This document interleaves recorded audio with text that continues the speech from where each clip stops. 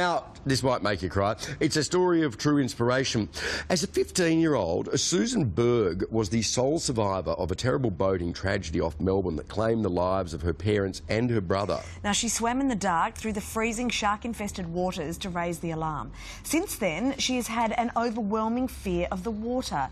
Today, 3 decades on, the 46-year-old has conquered that fear and will take on the 1.2-kilometre Lorne Pier to pub swim. And we are joined from Lorne by the one and only Susan Berg. Good morning to you, Susan. Good morning, good morning. So in this 30 years, you really have avoided water altogether, and I was reading that even the sound of the ocean could send you into a nervous state. How have you managed to overcome that incredible fear to get to where you are today? Well, it's been a long process. It has been 14 months, Yes. and the first 4 months were absolutely traumatic for me, possibly more than even my closest friends would know.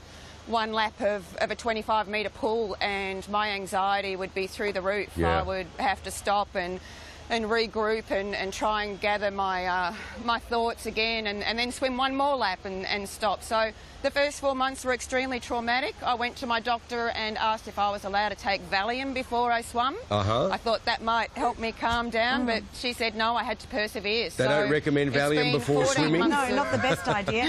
Susan, how are you actually doing it? How are you pushing past the fear when you've been wanting to stop?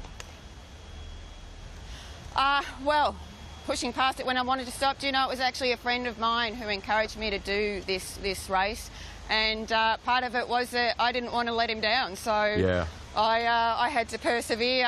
I'd given my word, so I had to persevere through it, and I'm at a point now where I have got through it. I am comfortable now in the water.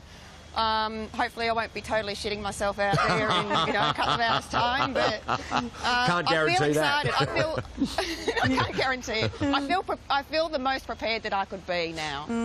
Obviously, Susan, you know, being back in the water is going to rekindle memories of that terrible incident in which you lost your parents and your brother. No doubt you've been going through that in your own mind and with help. What are your feelings now about how that's going to affect you? Look, I think in terms of affecting, it's more feeling that I would know that my parents and my brother would be proud of me. Yep. And God only knows I've done so many things in my life that they wouldn't have been proud of. But I really feel sometimes overwhelmed, and I've got a bit teary at times, knowing that I'll get teary now. Yeah. Feeling that they'll be with me on this swim and that they'll be, proud of me. It's a kind of extraordinary way to, connect with those important people in your life by being back in the water, isn't it? Yeah, absolutely. You know, it's the last time I ever saw my family was in the water. Yeah. So it is kind of reuniting me with them again, and I think about them constantly while I'm swimming. Sure you do. And you're also doing this for a cause that's really close to your heart. That's right. Yes, I have experienced domestic violence in my life. And so I'm therefore raising money for Macaulay Community Services for Women, who are the only 24/7 crisis place that are open in Victoria. So they do fabulous work for women that are coming out of domestic violent relationships, but also for women that are homeless. Yeah. So they do crisis accommodation, but they also have longer term accommodation where they can really help women get back on their feet and start new lives, which is just terrific. It's a very deep and thoroughgoing service, that one. And unfortunately, there used to be more 24/7 services, but defunded over the years. Macaulay, waving the flag there. So that's terrific. Susan, what I think Mon doesn't know is that you and I have history, and I was surprised to see your name pop up in our briefing notes. Susan was on Deal or No Deal some years back. Yeah. That's right. How did you go, Susan? I won $14,000. And wow. actually, Andrew, yes. I can tell you, Andrew, if I had not been there with you that day and won that money, I would not be standing here today. And I can guarantee that it was one of those sliding doors moments. How about it? Absolutely. Yes. Why is that?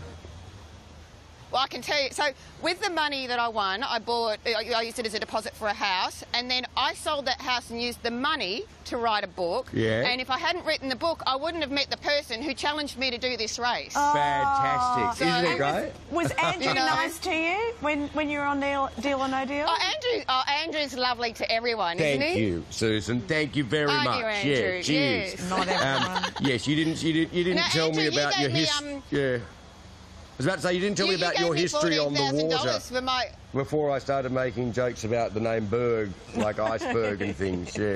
Oh.